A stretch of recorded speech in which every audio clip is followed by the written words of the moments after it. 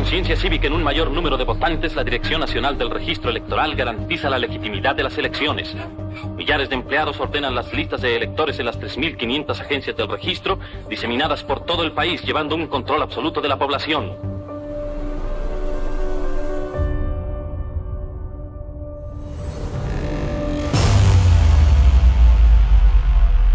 Demostrando la madurez cívica alcanzada por el pueblo.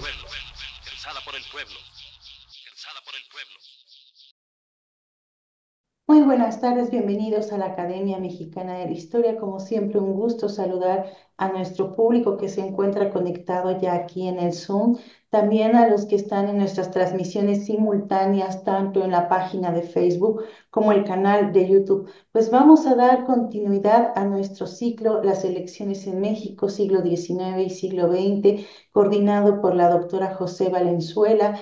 Y antes de dejarle yo la palabra a ella para que nos presente al ponente de esta tarde, quiero recordarles que a la parte final pueden dejarnos sus preguntas, comentarios en las cajas de chat, tanto de la transmisión de Facebook como de YouTube. Pues voy a dejarle ahora sí los micrófonos a la doctora José Valenzuela.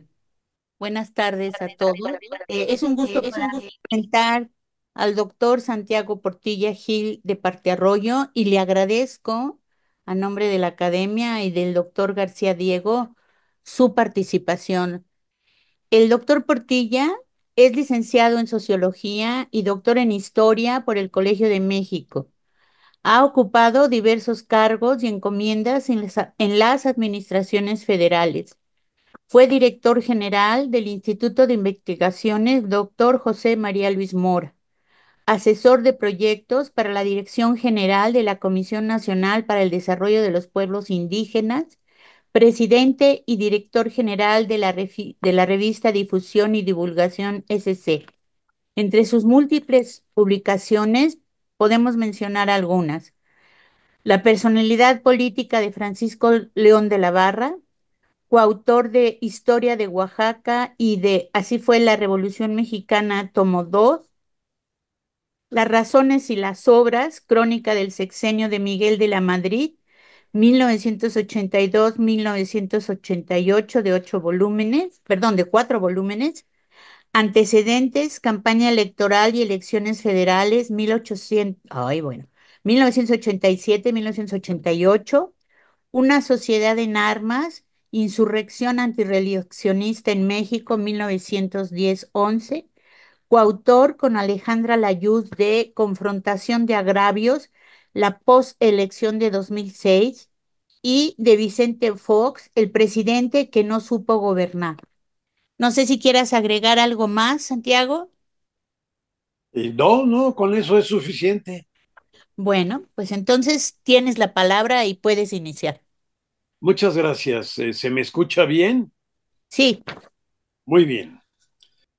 Agradezco a la Academia Mexicana de la Historia, a los organizadores del diplomado Las elecciones en México siglos XIX y XX, y especialmente al doctor Javier García Diego y a mi muy estimada colega y querida amiga Georgette José, la invitación a participar con el tema Las elecciones de 1988, es decir, el proceso electoral en que fue elegido Carlos Salinas de Gortari como presidente de la República y se conformó en el Congreso de la Unión la 54 legislatura con 500 diputados y 64 senadores.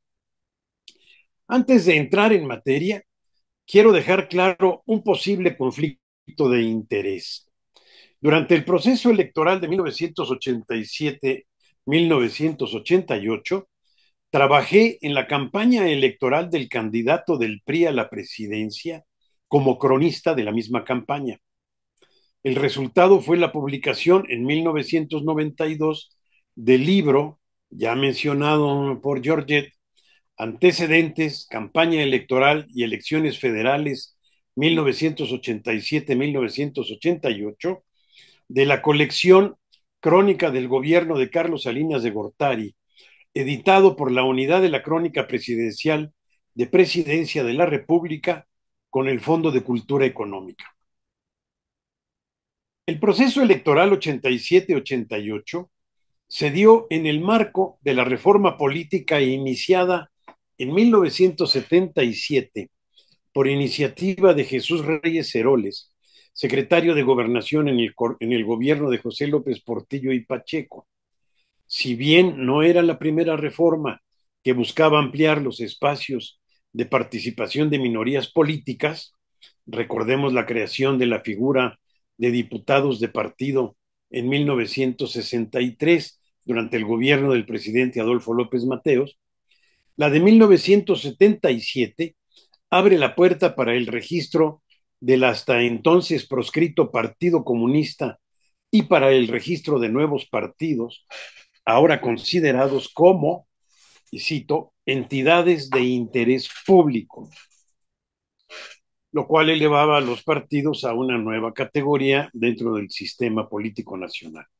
La reforma del 77, desde luego, tuvo un carácter urgente para reparar la estabilidad política dañada por el movimiento estudiantil de 1968, reflejada en el hecho de que en las elecciones de 1976, José López Portillo del PRI fue el único candidato a la presidencia ante la negativa del PAN a competir, dada la total inequidad de los procesos electorales y los reiterados fraudes con los que se manipulaban los resultados en favor del partido dominante. Antes del reconocimiento legal a fuerzas políticas antes excluidas, la reforma de 1977, con la que se crea una nueva Ley Federal de Organizaciones Políticas y Procesos Electorales, la famosa LOPE, se crea también la figura de diputados plurinominales, con los que se amplía el número de representantes populares de 300 a 400. Esta medida revoluciona por entero la dinámica electoral y la representación legislativa, pues da lugar a que lleguen al Congreso hasta 100 diputados de partidos políticos de oposición o minoritarios, con la casi absoluta conformación de la Cámara de Diputados previamente por diputados exclusivamente o casi exclusivamente oficialistas, con muy pocos diputados, por ejemplo, del PAN.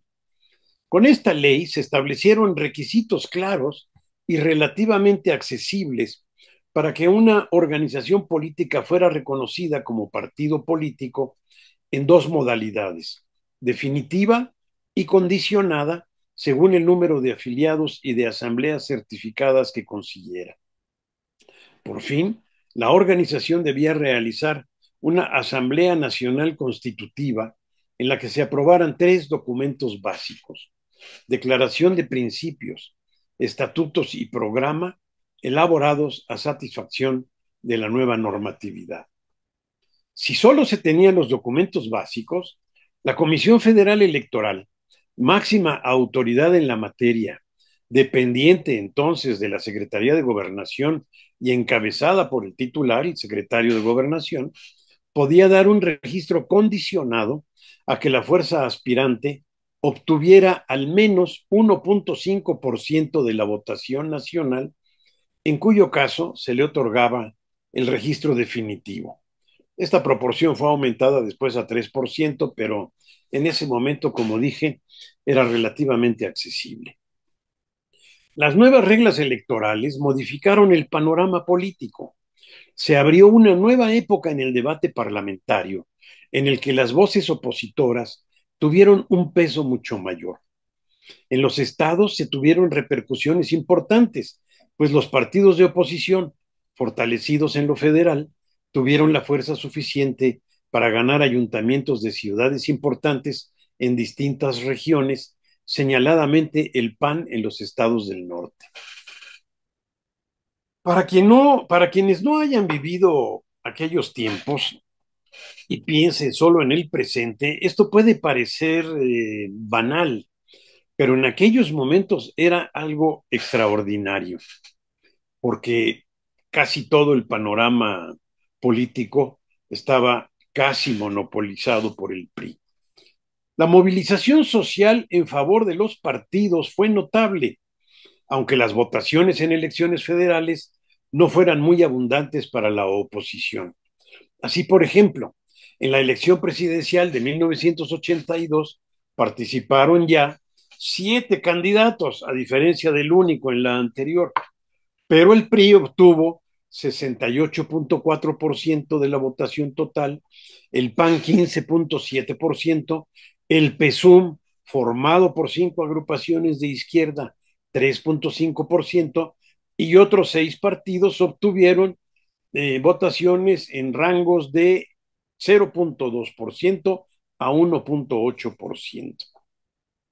A partir de esa primera reforma de 1977, se sucedieron otras por una enorme presión de los partidos de oposición que demostraron su capacidad creciente para propiciar la participación social en los procesos electorales, lo que revela la necesidad de la apertura de espacios legales de participación.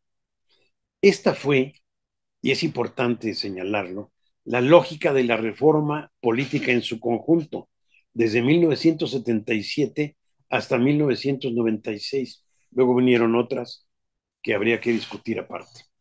Partidos y sociedad, esta fue la lógica, la mecánica. Partidos y sociedad exigiendo más democracia y gobierno y PRI resistiendo y cediendo según las circunstancias. Una breve digresión. No está de más recordar que una de las principales demandas del movimiento del 68 fue la liberación de presos políticos. Y los años 70 y parte de los 80 vieron la llamada guerra sucia, que fue la política de contrainsurgencia del gobierno mexicano contra grupos guerrilleros que todavía en 1994 tuvieron un momento de gran protagonismo con el Ejército Zapatista de Liberación Nacional, que por cierto todavía tiene presencia en Chiapas. En 1970 fueron liberados los 2 presos políticos más famosos, Valentín Campa y Demetrio Vallejo, los más notables en el 68. Poco después fueron liberados otros presos que militaron en el movimiento estudiantil. Así se abrieron los espacios para la participación legal en política desde la oposición. Regreso al tema. La reforma política abrió un lento pero constante proceso de democratización de la vida política nacional con una gradualidad casi perfecta, desde la de 1977 ya descrita hasta la de 1996, que dio lugar al IFE ciudadano y a la alternancia de partidos políticos en la presidencia de la República. La alternancia avanzó desde los municipios a raíz de la reforma de 1982 al artículo 115 constitucional en materia municipal, a iniciativa del presidente Miguel de la Madrid, a la que prácticamente nadie considera parte de la reforma política, pero fue la que abrió la representación proporcional en los ayuntamientos. Para 1986 se planteó una segunda reforma a las instituciones y procedimientos electorales, así como al Congreso de la Unión. Algunos rasgos de esta reforma fueron regresivos, como aumentar el número de representantes partidistas en la Comisión Federal Electoral de Gobernación proporcionalmente a los resultados electorales previos, lo que incrementó la presencia del PRI desproporcionadamente, valga la contradicción, en términos políticos, pues sus representantes llegaron a sumar más que todos los demás integrantes de la comisión, incluidos los representantes del gobierno. Un avance en aquella reforma, sin embargo, fue aumentar de 100 a 200 los diputados de representación proporcional, con lo que el sistema se acercó a una casi perfecta proporcionalidad de representación de acuerdo con la cantidad de votos obtenidos por cada partido político. El nuevo ordenamiento fue el Código Federal Electoral. En este se mantuvo la facultad del gobierno para designar a los integrantes de las mesas directivas de casilla. Sin embargo, ya participaban en las casillas representantes de todos los partidos y de los candidatos en cada distrito electoral, lo cual hizo más difícil aplicar mecanismos de alteración de votos en favor del partido mayoritario, al menos en las casillas donde sí se pudieron acreditar representantes de oposición. A grandes rasgos, este fue el marco legal y político de las elecciones de 1988. Hubo otro elemento del contexto que fue determinante en el curso y en los resultados del proceso electoral 87-88, que fue la crisis económica desatada por políticas equivocadas en el manejo de los déficits presupuestales y la deuda pública interna y externa. Fue un fenómeno que no afectó solo a México, sino a varios países del entonces llamado Tercer Mundo o subdesarrollados y más tarde mejor conocidos con el eufemismo de países en desarrollo. En ese momento se le denominó crisis de la deuda por el factor que desató la casi quiebra de las finanzas nacionales. De hecho, a los dos periodos presidenciales de 1970 a 1982 se les denomina con frecuencia la docena perdida, con deudas enormes que por diversas causas se hicieron impagables y con ejemplos notables de corrupción y nepotismo. Las condiciones económicas en que los países dejaban de ser solventes para pagar sus deudas requerían programas especiales de recortes presupuestales que llevaban al crecimiento de la pobreza, al desempleo o a un mayor desempleo y a la reducción del gasto en rubros como salud, educación y otros servicios públicos, así como en la infraestructura para el desarrollo, como la de comunicaciones, agua potable, drenaje, pavimentación y alumbrado público, agudizando las bajas, malas condiciones de vida de amplios segmentos de la población. Para que los programas anticrisis pudieran recuperar la confianza de los acreedores internacionales de los países que entraban en estas espirales de descomposición económica con alta inflación, como era el caso en ese momento de México, debían ser supervisados por instituciones financieras internacionales como el Banco Mundial y el Fondo Monetario Internacional, el famoso FMI, que se convirtió en símbolo de un capitalismo despiadado que exigía medidas extremas de reparación económica que lastimaban a la población más vulnerable, así como a las clases medias. Justamente en los años 80 empezó a usarse con gran frecuencia, o con cada vez más frecuencia, el término neoliberalismo para referirse a esas políticas restrictivas que implicaban también reducir al máximo posible la intervención del Estado en la economía. En el caso mexicano, esto implicaba reducir drásticamente el número de empresas paraestatales que habían proliferado notablemente en los sexenios de la docena perdida, los de Luis Echeverría y José López Portillo. En pocas palabras, en México se estaban llevando a cabo políticas con las que se estaba dejando atrás el modelo de economía mixta con fuerte intervención del Estado para fortalecer la economía del mercado y la primacía del sector privado en la inversión económica. Esta política fue plenamente adoptada por el presidente Miguel de la Madrid, cuyas memorias, de hecho, se titulan Cambio de rumbo. Tanto de la Madrid como sus sucesores en la presidencia mantuvieron la idea de la responsabilidad del Estado en todo lo que atañe a políticas de bienestar social, como salud, educación, desarrollo agropecuario, combate a la pobreza, alimentación y provisión de servicios urbanos básicos. Sin embargo, impulsar al sector privado para fortalecer la economía de mercado fue criticado por todos los grupos de izquierda, ya fueran radicales o moderados, y por la izquierda moderada de los sectores nacionalistas. En México, todo esto tiene importancia porque los siguientes hechos políticos se basan en buena medida en esta polémica. En México se generó una intensa polémica que se mantiene hasta nuestros días sobre el modelo de desarrollo que más conviene en términos de un desarrollo socialmente equitativo.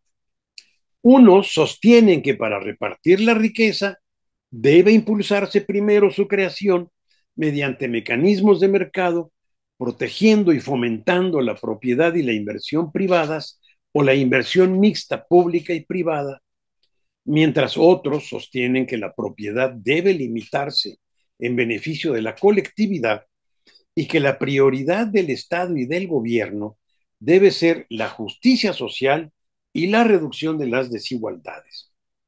Los primeros insisten en abrir espacios casi ilimitados a la inversión extranjera, mientras los segundos exigen mantener sectores en los que se prohíba la participación de extranjeros y algunos en los que se mantenga un verdadero monopolio del sector público. La polémica sobre el modelo de desarrollo se hizo muy intensa en el PRI, entre quienes pensaban que la intervención del Estado en la economía se había llegado a extremos injustificables y destructivos de la economía nacional. Estos, por cierto, quienes pensaban así, tenían la sartén por el mango, pues era el grupo en el gobierno.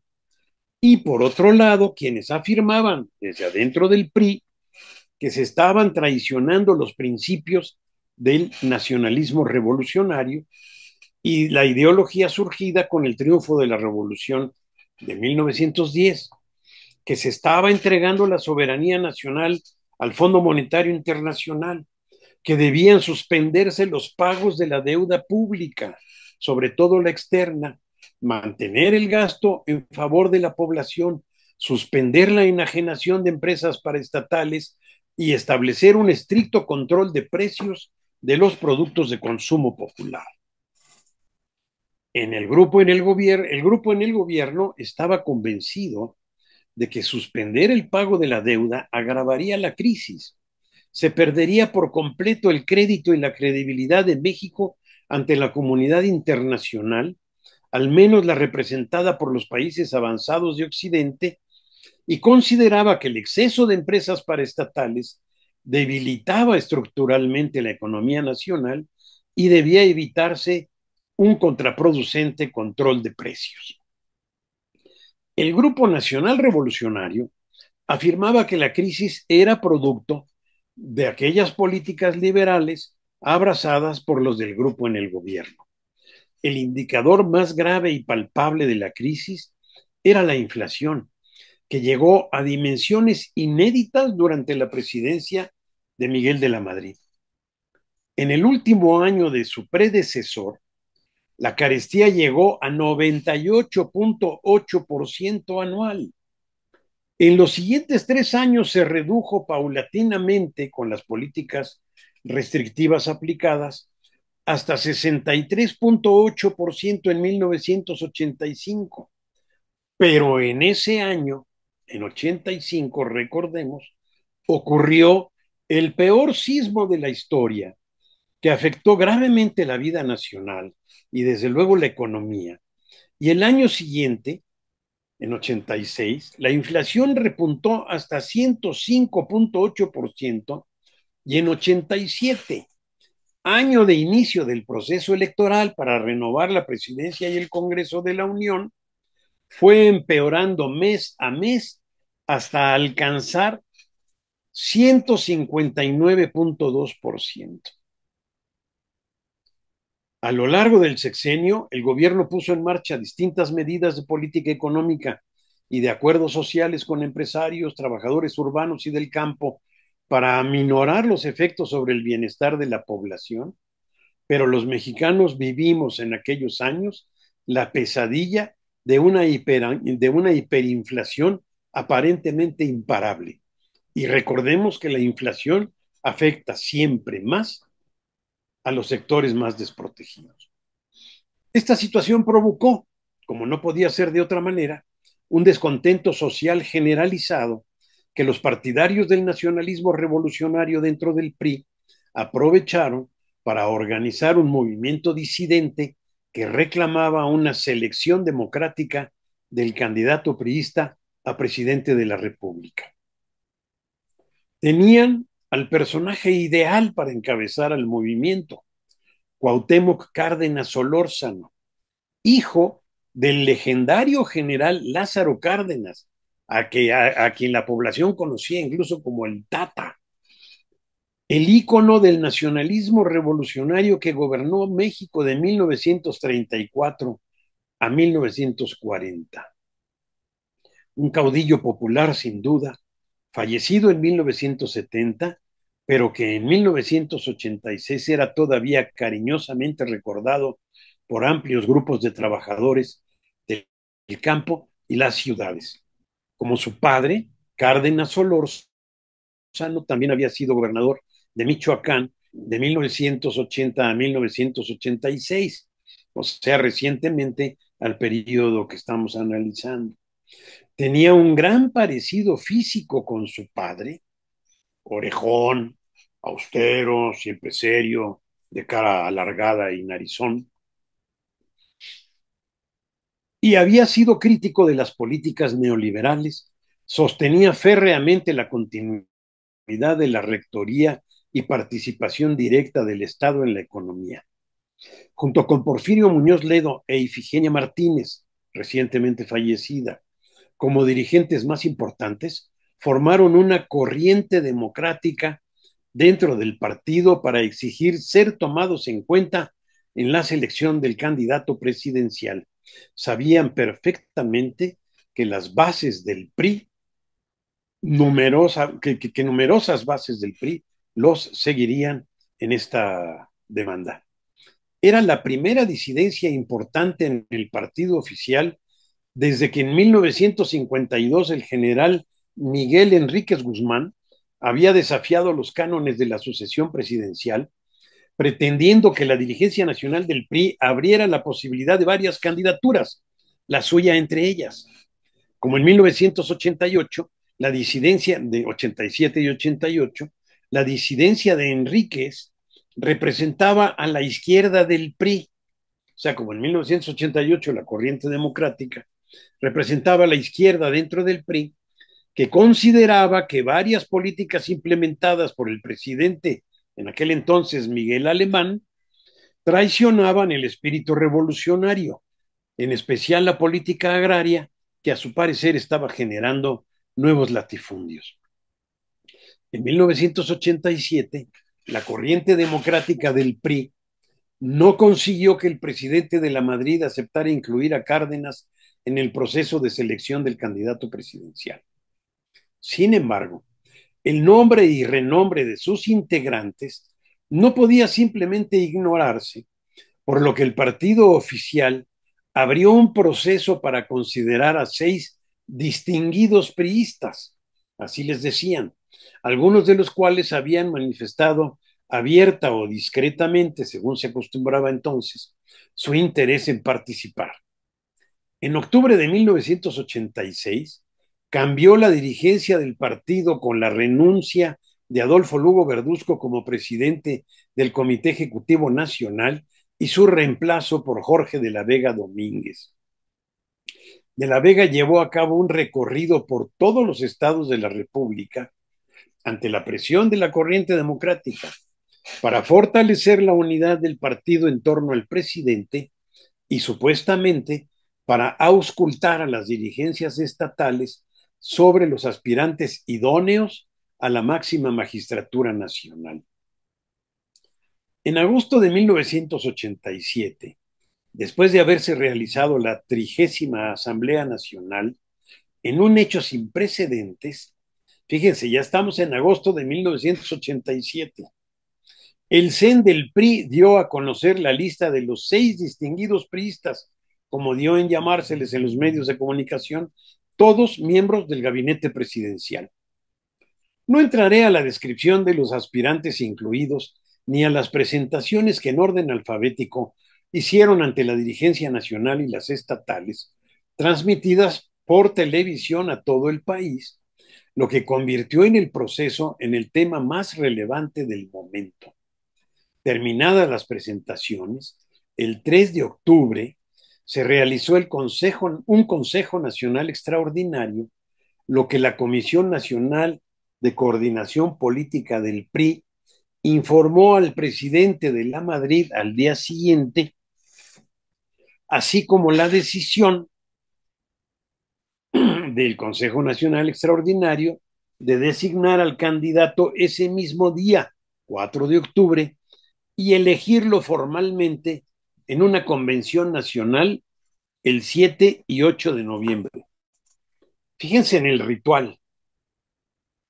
Todo el proceso de fortalecimiento de la unidad priista, dirigida por el presidente, pero llevada a cabo por la dirigencia del PRI en todos los estados. Luego se hace este Consejo Nacional Extraordinario, de ahí van a visitar al presidente de la República y le anuncian que ese mismo día van a nombrar a su candidato, van a designar a su candidato. De ahí se van a la sede nacional del PRI.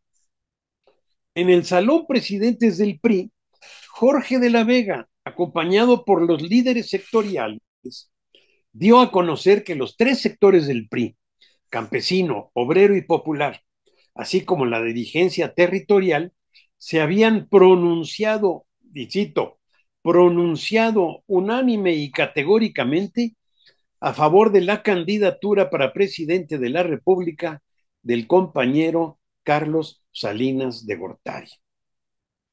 Fin de la cita. Este acto fue transmitido a todo el país, lo mismo que el discurso pronunciado por Salinas ante los miles de priistas esa mañana, después de que una comisión especialmente nombrada fuera a su casa a comunicarle oficialmente la decisión y lo llevara a la sede del PRI, donde recibió el apoyo de los presentes.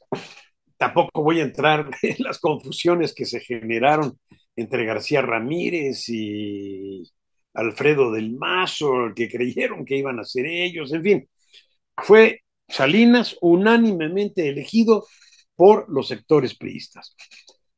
Como secretario de Programación y Presupuesto, Salinas de Gortari se había convertido en el más influyente miembro del gabinete, por lo que la decisión de este destape era la más lógica, lo que no significa que haya sido arbitraria. Por mucho que hubiera sido tomada con anticipación, se tuvo que preparar políticamente para legitimarla ante el PRI, fundamentalmente, y ante la opinión pública, también, aunque secundariamente. La formación de la corriente democrática obligó a un proceso inédito que ya nunca sería igual. Por su parte, el Partido Acción Nacional tenía también sus propias diferencias internas. En 1987 predominaba la corriente conocida como neopanismo, la cual había desplazado a la más tradicional. El neopanismo, formado por personas recientemente llegadas al partido, era más combativo, proponía formas de organización y de acción como la desobediencia civil en protesta por el fraude electoral en diversos procesos. Recordemos que eran tiempos en que una gran cantidad de procesos electorales, desde luego los federales y también varios locales, terminaban en fuertes conflictos por rechazo a los resultados oficiales. Así había ocurrido señaladamente en elecciones locales en Chihuahua y otros estados del norte. Para participar en las elecciones del año siguiente, el PAN inició en julio de 1987 su proceso para seleccionar candidato a la presidencia de la República, que culminó el 22 de noviembre en su 36ª Convención Nacional. De 3 aspirantes a la candidatura, ese día fue elegido por la convención y por amplio margen Manuel de Jesús Cloutier del Rincón, importante empresario sinaloense que había sido un combativo candidato del PAN a gobernador de su estado en 1986, poco después de haber ingresado al partido. Cloutier era considerado como el prototipo del neopanismo. Sus dos oponentes a la candidatura eran originarios de Coahuila y Sonora, lo que es un buen indicador de la influencia regional que ese partido tenía en ese momento. La aguerrida y pintoresca figura de Manuel Cloutier hizo prever una campaña radical del PAN contra el gobierno, como en efecto ocurrió. Era un hombre grande y voluminoso, alto y voluminoso, de barba y bigote, con una voz fuerte y un hablar echado para adelante, como él mismo decía. La tercera fuerza electoral a partir de la reforma política, aunque en ese momento todavía muy por debajo del PAN, era el Partido Socialista Unificado de México, el PESUM, nacido en 1979 de una coalición de organizaciones de izquierda de las que el viejo Partido Comunista Mexicano, que había obtenido su registro legal a partir de la reforma de 1977, era la más importante. En preparación para las elecciones de 1988, en enero del año anterior, 1987, el PSUM dio comienzo a un nuevo proceso de unión con otras fuerzas afines, porque ya saben, tradicionalmente la izquierda está siempre había estado siempre muy dividida. En particular con el Partido Mexicano de los Trabajadores, fundado en la segunda mitad de los años 70 por líderes del movimiento estudiantil de 1968, especialmente por el líder de los maestros en aquel movimiento emblemático, Eberto Castillo, y que había obtenido su registro legal recientemente en 1985. Las otras organizaciones más pequeñas eran el Partido Patriótico Revolucionario, el Movimiento Revolucionario del Pueblo y la Unidad de Izquierda Comunista. El 29 de marzo de 1987, después de que las 5 organizaciones contaron con la aprobación de sus respectivos congresos nacionales, sus dirigentes firmaron públicamente el convenio de fusión para denominarse ahora Partido Mexicano Socialista, PMS, el cual obtuvo su registro legal el 26 de junio. El 26 de agosto, seguimos hablando de 1987, se sumó una importante fracción del Partido Socialista de los Trabajadores. El domingo 6 de septiembre se llevó a cabo una jornada de votación, el PMS llevó a cabo una jornada de votación para seleccionar al candidato de la izquierda unificada. Tuvieron derecho a votar no solo los militantes del nuevo partido, sino también cualquier ciudadano que quisiera participar.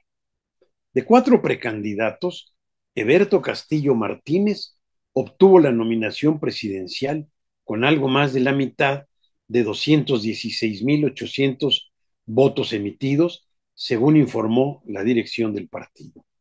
Castillo, fundador y líder máximo del PMT, del Partido Mexicano de los Trabajadores, era un prestigiado ingeniero veracruzano de origen.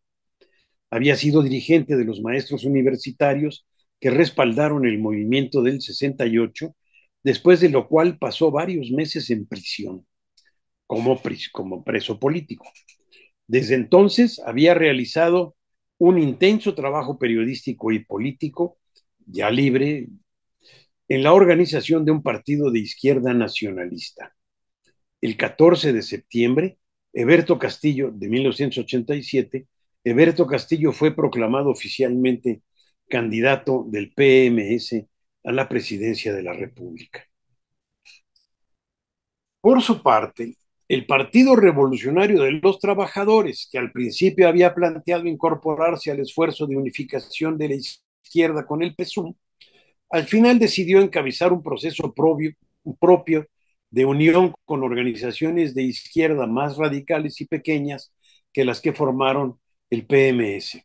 Estas fueron la Organización de Izquierda Revolucionaria Línea de Masas, la Asociación Cívica Nacional Revolucionaria, el Comité de Defensa Popular de Chihuahua, la Organización Revolucionaria del Pueblo, el Movimiento de Lucha Popular y la Unión de Lucha Revolucionaria. Este nuevo bloque quedó integrado el 24 de julio de 1987. 3 meses después, el PRT informó que lanzarían nuevamente la candidatura presidencial de Rosario Ibarra de Piedra, que fue su candidata, que ya había sido su candidata en el proceso electoral anterior de 1981-82. Originaria de Saltillo, Rosario Ibarra había estudiado el bachillerato en Monterrey, donde se casó y estableció con su familia. En 1975, un hijo suyo, Jesús Ibarra Piedra, presunto miembro del grupo guerrillero Liga Comunista 23 de septiembre, desapareció aparentemente secuestrado por algún organismo policíaco. La señora Ibarra de Piedra comenzó entonces una intensa búsqueda de su hijo. En unión de madres y parientes de otros desaparecidos y presos, fundó el Comité Nacional Pro Defensa de Presos Perseguidos y Exiliados Políticos, que más tarde, con otras organizaciones de izquierda opositora al gobierno, se convirtió en el Frente Nacional contra la Represión. Todo este lenguaje era lo propio de ese momento político. El 22 de noviembre se unieron con otras 3 pequeñas organizaciones de izquierda radical. En conjunto, formaron la Unidad Popular de Izquierda Revolucionaria bajo el registro del PRT, del Partido Revolucionario de los Trabajadores. El primer partido en nominar a su candidato a la presidencia, en realidad había sido el Partido Demócrata Mexicano. El 13 de septiembre, el PDM eligió como su abanderado a Gumersindo Magaña Negrete, uno de sus fundadores y expresidente de su directiva. Era un pequeño partido que había obtenido su registro legal en 1978, a raíz de la reforma del 77, fundado por miembros de una corriente moderada de la Unión Nacional Sinarquista, organización católica combativa formada a fines de los años 30. Considerado por la opinión pública como de derecha por su carácter religioso, en realidad sus propuestas para alcanzar un mayor bienestar popular situaban a este partido como una corriente social cristiana. Gumersindo Magaña fue registrado como precandidato único al 9º Congreso Nacional del partido. La disidencia de 86-87 en el PRI acabó por convertirse en uno de los hechos políticos más importantes de todo el proceso de la reforma política y democratización comenzado en el 77. Durante más de un año, las diferencias fueron haciéndose más hondas. Ni el grupo en el gobierno aceptó abrir o democratizar la selección de su candidato a presidente, ni quienes formaron la corriente democrática aceptaron ninguna otra opción. Los primeros habían iniciado el cambio en el modelo de desarrollo que hemos mencionado, sin posibilidad de retroceder, y los segundos estaban convencidos de que Cárdenas sería imbatible entre las bases del PRI. Los primeros iniciaron el inédito proceso de selección brevemente descrito, el de los prestigiados priistas, el de los distinguidos priistas, y los segundos impulsaron su causa con determinación dentro y fuera del partido, siempre de frente a la opinión pública. Cárdenas, Muñoz Ledo, Ifigenia y los demás. Cuando se hizo evidente que no habría un punto de acuerdo, los de la corriente democrática buscaron cómo registrar la candidatura de Cárdenas. Aunque Porfirio Muñoz Ledo ya había sido considerado como posible candidato en un proceso sucesorio anterior del PRI, habiendo sido secretario de gobiernos, secretario de gabinete en distintos gobiernos priistas, pero no le había dado resultado. Esta vez sabía Muñoz Ledo que no tenía nada que hacer ante el hijo del Tata Lázaro Cárdenas. Cuauhtémoc era su carta indiscutible. Las posibilidades de registro legal de la candidatura disidente fueron de inmediato 3. Una, el nuevo PMS de izquierda les ofreció incorporarse y respaldar la candidatura de Eberto Castillo, lo que desde luego no fue aceptado por la valoración ya mencionada que la corriente democrática tenía de Cuauhtémoc Cárdenas. Segunda posibilidad, a los 5 días del destape de Salinas de Gortari, el Partido Popular Socialista se entrevistó con Cárdenas y Muñoz Ledo para ofrecer su registro. Este partido había sido fundado en 1948 por Vicente Lombardo Toledano, dirigente y pensador de izquierda muy conocido entre los años 40 y 60. El PPS había secundado históricamente a los candidatos presidenciales del PRI a cambio de candidaturas propias a diputados. Por esta alianza se le consideraba parte de la izquierda del PRI, pues buscaba impulsar el socialismo en el marco constitucional mexicano. Los dirigentes de la corriente democrática aceptaron el apoyo del partido, pero no registrar con él a Cárdenas. Con el que sí aceptaron afiliar a Cárdenas y registrar su candidatura fue con el Partido Auténtico de la Revolución Mexicana, el PARM.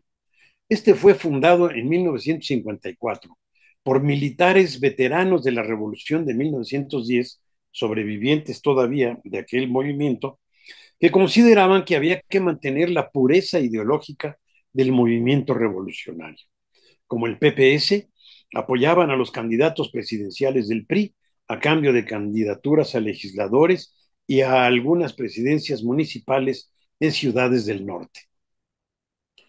La distancia en este proceso del PPS y del PARM, la distancia respecto del PRI, quiero decir, en este proceso del PPS y del PARM, que antes había apoyado las candidaturas priistas, se debió a una meditada decisión del candidato priista, Carlos Salinas, como parte de los conceptos, como parte de sus conceptos de modernización, que consideró que ya no eran necesarias ni válidas estas dos alianzas, por lo que ni buscó ni aceptó su respaldo. En justicia, hay que decir que ambas agrupaciones ya habían empezado a hacer críticas de la selección del candidato priista por las mismas razones que los disidentes de la corriente democrática, es decir, por el presunto abandono de los principios del nacionalismo revolucionario y la aplicación de políticas neoliberales. El 14 de octubre de 1987, durante su convención nacional, el PARM postuló a Cuauhtémoc Cárdenas como su candidato a la presidencia de la República, previa aceptación y afiliación del designado al partido 2 días antes. Por esta decisión, a los pocos días Cárdenas fue expulsado del PRI y Muñoz Ledo y otros integrantes de la corriente democrática renunciaron por su lado al partido. Una fracción del PST que no se había unido al PMS y que conservaba el registro oficial del partido, decidió apoyar la candidatura de Cárdenas. Su dirigente, Rafael Aguilar Talamantes, propuso y consiguió de su Asamblea Nacional cambiar la denominación de su agrupación por la de Partido Frente Cardenista de Reconstrucción Nacional, PFCRN, que se leía eso como el partido del ferrocarril. Cárdenas aceptó esta postulación el 22 de noviembre. Finalmente, el 18 de diciembre, en la ciudad de Aguascalientes, se constituyó de manera formal el Frente Democrático Nacional, integrado por los 3 partidos que postularon a Cárdenas, a los que se agregó el Partido Socialdemócrata, que había perdido su registro legal en las elecciones federales de 1982. En ese momento, los nuevos aliados anunciaron que buscarían unificar las candidaturas a senadores y diputados del Congreso de la Unión. Estos fueron originalmente los 6 candidatos a presidente. Recordemos, 12 años antes solo se había presentado uno, López Portillo. Como en 81 y 82, en 87 y 88, la reforma política había ya dado lugar a la profusa manifestación del pluralismo político mexicano, contenido por décadas en un sistema de partido dominante o casi único, como se le ha denominado, pero que las tensiones políticas y sociales después del 68, incluidos los movimientos guerrilleros, hicieron incontenible. El pluralismo había logrado plena carta de naturalización en el sistema político mexicano.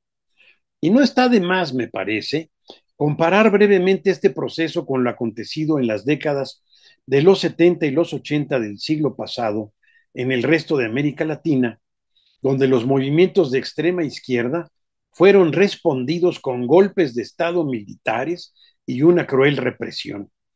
México tuvo también su guerra sucia, pero mucho menor que la de otros países latinoamericanos, y aquí, finalmente, como estamos viendo, fue acompañada, fue acompañada por un proceso de apertura democrática en términos de Luis Echeverría y reforma política democratizadora de casi un cuarto de siglo hasta llegar a la alternancia en la presidencia de la República en el año 2000. En México todavía se mantiene el ZLN en municipios de Chiapas, como ya dijimos, sin que nadie piense en acabar con él. Pero no nos adelantemos. Volvamos al proceso electoral 87-88. Cuando las campañas por la presidencia de la República comenzaron, los partidos contendientes tenían el siguiente peso histórico.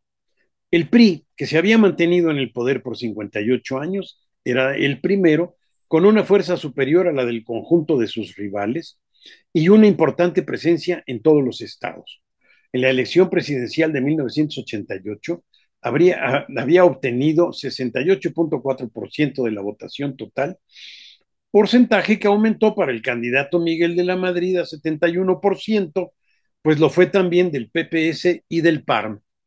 El PAN era el segundo, con una fuerza regional bien delimitada en los estados del norte, a las capitales de San Luis Potosí, Guanajuato y Jalisco, y a la zona del Estado de México, conurbada con el Distrito Federal.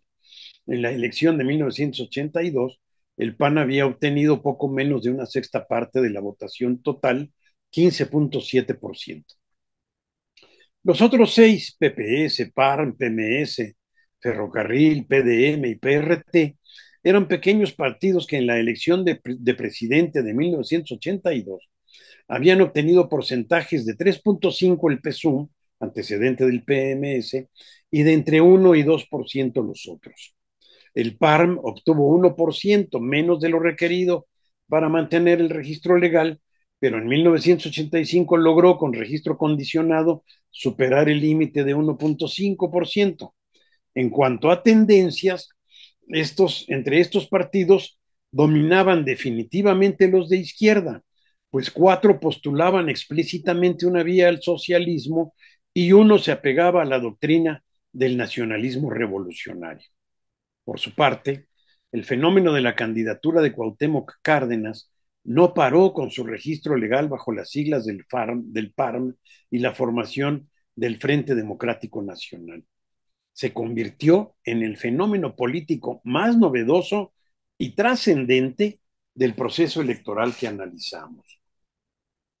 Desde el ingreso formal de Cárdenas al proceso electoral como candidato del PARM, otras pequeñas agrupaciones se unieron a su campaña. Además, diversos actores políticos que anhelaban la derrota del PRI propusieron reiteradamente la unificación de las izquierdas en torno a su candidatura. El PRT y Rosario Ibarra se negaron definitivamente, pero Eberto Castillo empezó a recibir múltiples presiones para declinar su candidatura y unir al PMS a la de Cárdenas. Aunque Eberto Castillo había sido cercano al general Lázaro Cárdenas, a quien admiraba incondicionalmente, se negó rotundamente al principio, alegando que Cárdenas había sido designado por dedazo mientras él había sido electo democráticamente. A lo más que aceptó fue decir, bueno, si Cárdenas acepta participar en otra elección primaria dentro del PMS, quizás pueda yo pensarlo. Criticó a Cárdenas por haber sido priista siempre, por haber sido un gobernador típicamente priista de Michoacán, con todos los defectos que ello implicaba, incluida la corrupción, y que su respaldo principal provenía justamente del partido que representaba lo peor de la política nacional, o sea, los seguidores de la corriente democrática. Las presiones para la unificación incluyeron la firma en diciembre de 1987 de un desplegado por un gran número de intelectuales, escritores, artistas y analistas políticos para quienes esa sería la única forma de derrotar al PRI y a su maquinaria política y electoral. Los apremios en este sentido incluían a varios personajes de izquierda que venían del PSUM, aunque ya pertenecían al recién formado PMS, es decir, llegaban desde el interior de su propia organización. Todo a pesar de que Cárdenas negaba explícitamente ser de izquierda y mucho menos socialista. Lo que buscaba, afirmaba, era que se cumplieran las metas del proyecto constitucional y de la Revolución Mexicana. Esto es una cita. Las metas del proyecto constitucional y de la Revolución Mexicana, sintetizadas en la justicia social que formaba parte del lema del PRI. El 6 de enero de 1988, en Álamo, Veracruz, Eberto respondió a los argumentos en favor del candidato del FDN de la siguiente manera, y cito: ¿qué hacía él, Cuauhtémoc, cuando en 1978 se cumplió el 40 aniversario de la expropiación petrolera y nuestro país era saqueado? Eberto era partidario del monopolio completo de petróleos mexicanos. Y se respondió él mismo, estaba esperando ser gobernador de Michoacán o senador. Continúa la cita. ¿Dónde estaba el 2 de octubre aquel de la masacre estudiantil? ¿Dónde en 1968 y 1971?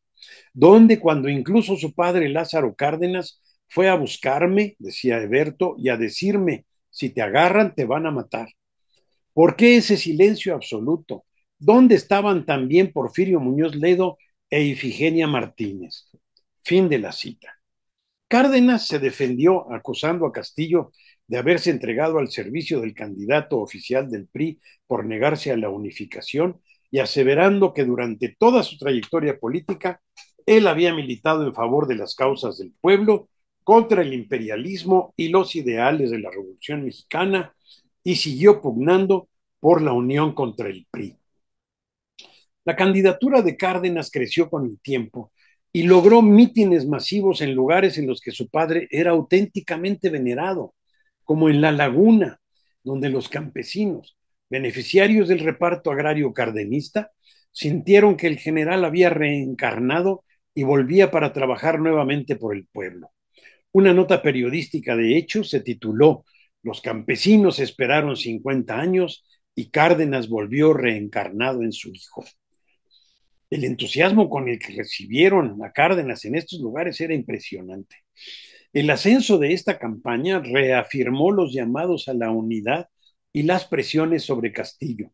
En cambio, llegado el momento, al candidato del PRI no le fue nada bien en La Laguna, donde sus mítines se convirtieron en abucheos y se coreó el nombre de Cárdenas, lo que también reforzó la creencia de que Salinas podía ser derrotado. Además del numeroso sector de campesinos cardenistas, otro grupo amplio de trabajadores que apoyaron la candidatura de Cuauhtémoc fueron los afiliados al Sindicato Revolucionario de Trabajadores Petroleros de la República Mexicana, SRTPRM, encabezado por Joaquín Hernández Galicia, alias La Quina, quien también se oponía al manejo de la crisis que había hecho el gobierno de Miguel de la Madrid. En las primeras semanas de 1980, y también a Salinas no le iba muy bien en mítines con los petroleros, lo respaldaban, pero le decían discursos bastante críticos de las políticas liberales. En las primeras semanas de 1988, Cuauhtémoc Cárdenas radicalizó su discurso contra el grupo en el gobierno, a quienes acusó de traicionar los principios revolucionarios, como la reforma agraria, y de implementar premeditadamente, o sea, traiciona sabiendo lo que está haciendo e implementa de premeditadamente políticas que atentaban contra la soberanía para supeditar a las agencias financieras y al capital internacionales y para empobrecer al pueblo con el propósito de someterlo a estos designios. O sea, Cárdenas pintaba ya al grupo en el gobierno como verdaderamente una fuerza maligna en contra de México.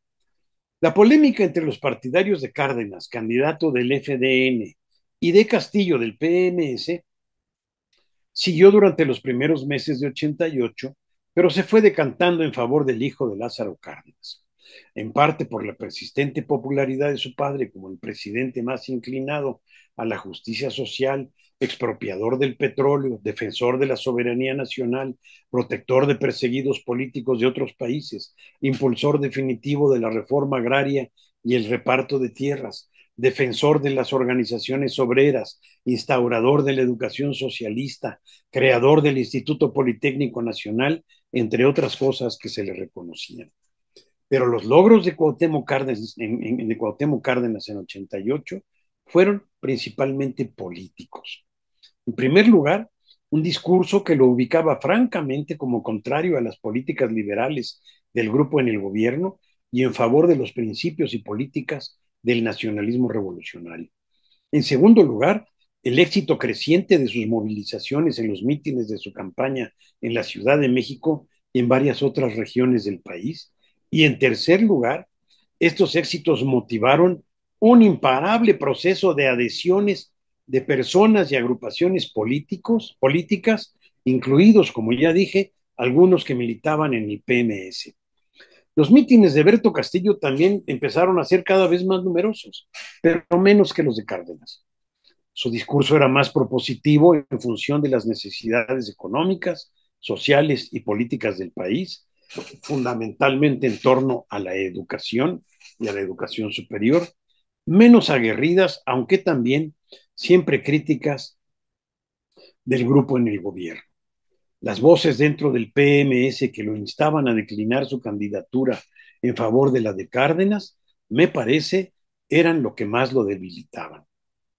Todavía el 25 de mayo de 1988, fíjense la fecha, 25 de mayo, Castillo reiteró su negativa, pero al día siguiente ocurrió algo que inclinaría definitivamente la balanza.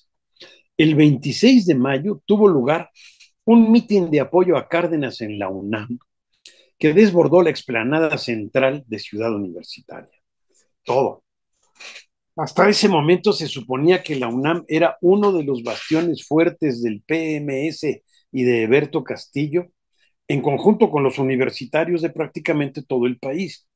Pero este supuesto se derrumbó con el mitin cardenista de la UNAM.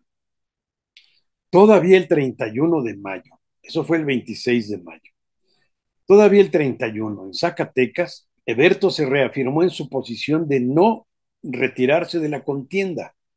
Pero al día siguiente, 1 de junio, Cárdenas habló de nuevas propuestas para alcanzar la candidatura única y un miembro de la directiva del Partido Mexicano Socialista, el de Berto Castillo, Graco Ramírez, reconoció que en el seno del partido se planteaba ya la inminente fusión de candidaturas. Finalmente, el 3 de junio, fue el propio Heberto Castillo Martínez, poco más de un mes antes de las elecciones que iban a ser el 6 de julio. Fue el propio Heberto Castillo Martínez quien anunció que retiraría su candidatura en favor de la de Cárdenas en una alianza programática de largo plazo. Ese mismo día, durante un mitin en Papantla, Veracruz, Cárdenas aceptó la propuesta, lo que afirmó era un triunfo de las fuerzas progresistas. Hay que reconocer que a partir de ese momento, Castillo volvió a ser un convencido cardenista, ahora de Cuauhtémoc, posición que abrazó con gran entusiasmo hasta el día de su muerte 11 años después. Al desistir, Heberto planteó que lo ideal sería que Rosario Ibarra de Piedra hiciera lo mismo, lo que no ocurrió. Insisto en que este hecho fue el más trascendente del proceso electoral 87-88, pues después de la jornada electoral, el equilibrio de fuerzas políticas no volvería a ser igual. Las campañas electorales en este proceso fueron muy intensas. Durante años, al referirme a la campaña del candidato priista Carlos Salinas de Gortari, he dicho que fue la última campaña verdaderamente de Estado, pues las sucesivas reformas electorales cambiaron las condiciones en que se hacían campañas. Pero me equivoqué. La campaña de Claudia Sheinbaum Pardo fue una campaña de Estado a plenitud, en algunos sentidos más incluso que la de Salinas. Por ejemplo, ni siquiera podemos saber a ciencia cierta cuándo empezó, pues se inventó aquello de las corcholatas, lo que dejó sin sentido la fecha de comienzo formal de su campaña en términos de la normatividad vigente. Pero esta exposición es sobre las elecciones de 1988. No comamos ansias. La campaña de Salinas fue de Estado porque se apoyó en el aparato logístico del Estado, empezando por el respaldo del Estado Mayor Presidencial del Ejército, Fuerza Aérea y Marina Armada. Por algunas restricciones ya en vigencia por la reforma política, los miembros del Estado Mayor Presidencial que se unieron a la campaña debieron renunciar al gobierno, lo mismo que otros funcionarios, para ser contratados por el PRI. Yo mismo, como cronista de la campaña, renuncié a la presidencia de la República donde trabajaba y fui contratado por el PRI, aunque con un salario algo menor. Los traslados del candidato, su equipo, comitiva y participantes en algunos eventos y ciertos invitados especiales, en cada caso, se hicieron en aeronaves del propio Estado Mayor, trasladados temporalmente al PRI. En los traslados por carretera se contrataban autobuses de empresas particulares, pero los trayectos eran vigilados completamente por soldados del ejército o la armada, según los estados. La coordinación logística de los recorridos por los estados estaba a cargo de un general del ejército y 3 coroneles se alternaban de un estado a otro. Esto es lo que caracterizó a la campaña priista como de Estado. En aquellos momentos, el PRI seguía siendo por mucho el partido político más importante del país. Todos los gobernadores eran del partido oficial, aunque ya había varios municipios con alcaldes de partidos de oposición. Los sectores del partido campesino, obrero y popular seguían siendo muy poderosos, por lo que en todos los estados lograron enormes mítines de apoyo al candidato. La campaña se dividió en 3 grandes etapas. La primera se denominó Que hable México.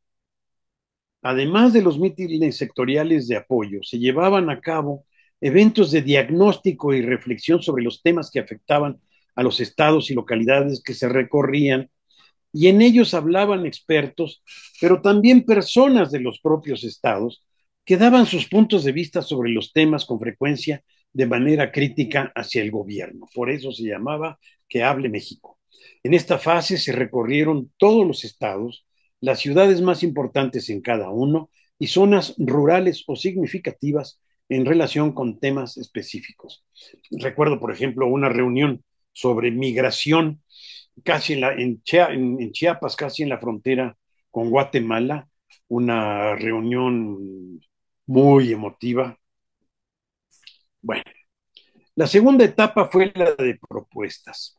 Nuevo recorrido por todos los estados, ciudades de todas dimensiones, zonas significativas y eventos temáticos con propuestas detalladas acerca de cada tema por funcionarios, especialistas, observadores independientes y representantes de sectores a los que el tema concerniera. Finalmente, la tercera etapa fue la de promoción del voto. En un mes, el último mes, junio, nuevo recorrido por todos los estados, con grandes mítines de apoyo sectoriales y populares, en los que se refrendaban temas, problemas principales y propuestas destacadas. En cada estado, el candidato se reunió con la estructura territorial del PRI, donde hizo énfasis en la importancia de reforzar y garantizar la organización local desde los comités de base y distritales unidos en torno a la campaña y colaborando en las movilizaciones y la promoción del voto. Otro tipo de eventos se llevaron a cabo en la mayoría de los estados, en colonias populares mayormente urbanas y con altos índices de marginación. Eran colonias con los nombres de caudillos populares como Emiliano Zapata y Pancho Villa, o de jefes guerrilleros como Genaro Vázquez o Lucio Cabañas. Eran sitios por lo común conflictivos y con diversos grados de violencia, lo cual se había acentuado con los programas de austeridad del grupo en el gobierno, que serían calificados como neoliberales, que respondían a las fuertes restricciones presupuestales de los programas diseñados para superar las condiciones críticas de la economía. En esas colonias, se decía entonces, no entraban policías ni ejército. Estos eventos eran masivos y muy estentóreos, con masas de habitantes gritando consignas, varias incluso en contra del gobierno y la mayoría en favor del movimiento social en el que se agrupaban los colonos. Eran lugares con casas en construcción, en obra negra, sin pavimentación, drenaje, agua potable ni alumbrado público. Se escuchaba se escuchaban los discursos, hasta allá iba el candidato Salinas de Gortari, se escuchaban los discursos en medio de porras y vítores a los oradores que en general decían que no pedían nada regalado, que solo exigían su derecho a una vida digna, con servicios y con oportunidades económicas. Estos eventos fueron organizados por un equipo de activistas y agitadores sociales encabezados por Carlos Rojas Gutiérrez, él mismo uno de aquellos activistas por años, y en el gobierno de la Madrid, uno de los más cercanos colaboradores de Carlos Salinas en la Secretaría de Programación y Presupuesto. Fueron, por decirlo de algún modo, los eventos que anticiparon lo que poco después se convertiría en el Programa Nacional de Solidaridad, mejor conocido como PRONASOL, emblemático de la política social de Salinas. Antes, en medio y después de los eventos públicos, esto es también muy importante para todo el proceso electoral que estamos analizando, el candidato se reunía con representantes de sectores y grupos de interés de cada estado y localidad, así como con los obispos de la región y los jefes de la respectiva zona militar. Se trataba de encuentros y reuniones que no trascendían a la opinión pública, pero que tenían la mayor importancia para el sentido último, la razón esencial de la campaña oficial, que no era otro que tomar las riendas formales e informales del poder local, estatal y federal. Por su parte, el candidato del PAN, Manuel Cloutier del Rincón, hizo la campaña combativa que se esperaba de él, con fuertes y constantes críticas a la podredumbre del régimen priista, a la corrupción, al fraude electoral. Esto de la podredumbre, él hablaba de 70 años de porquería, lo mismo que hizo después Fox, al fraude electoral, a la defensa de los intereses más retrógrados y al avasallamiento de los gobiernos estatales y municipales. Todo eso criticaba. Uno de los puntos más insistentes de sus críticas era la desigualdad que implicaban las reglas electorales vigentes en cuanto al acceso de la oposición a los medios de comunicación que, en general, efectivamente se encontraba bastante restringido, pues el control de los medios de comunicación era todavía muy extendido, si bien ya funcionaban medios con diversos grados de independencia y un buen número de periodistas de opinión e investigación trabajaban en muchos de los medios de siempre. Criticaba también el espíritu colectivista de la forma agraria y de las políticas agropecuarias y reclamaba más libertad y oportunidades para los productores privados del campo. El restringido acceso a los medios de comunicación, expresado en la negativa de los canales de televisión y estaciones de radio con mayores audiencias a transmitir propaganda electoral del PAN y a que el candidato participara en la programación regular, llevó al maquío, como se le apodaba con frecuencia a Cloutier, a suspender los actos programados de su campaña para boicotear los del candidato del PRI. Escogió para esto el estado de Chihuahua. El año anterior, a fines del año, cuando había empezado la campaña de Salinas, Salinas hizo una gira en Chihuahua que fue opacada por grupos panistas que boicotearon sus eventos y lo abucheaban, pues el estado era mayormente territorio del PAN. Como se había anunciado con anterioridad, se había anunciado que Salinas en marzo, fíjense, de fines de año, en los primeros 2 meses y la primera mitad de marzo, Salinas ya ni se volvió a parar en Chihuahua, pero se anunció que volvería a hacer una nueva gira, y eso hizo, una nueva y muy intensa gira por el estado de Chihuahua, que comenzó el 21 de marzo en Ciudad Juárez.